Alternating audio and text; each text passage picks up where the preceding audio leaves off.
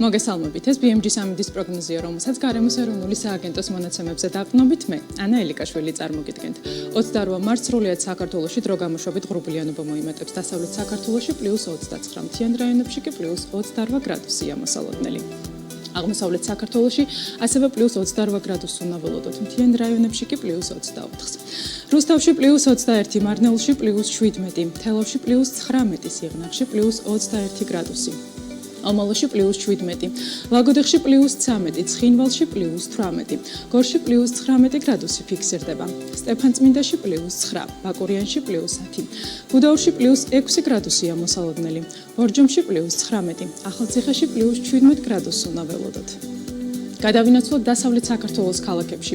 ქუთაისში +27, ბათუმში +25, ფოთში +24, სოხუმში +22, ზუგდიდში +28, ქობულეთში +25, ანაკლიაში +24, ოზურგეთში კი +27 გრადუსი ფიქსირდება. რაც შეეხება დედაქალაქს, თბილისში ჰაერი +20 გრადუსამდე გათბება.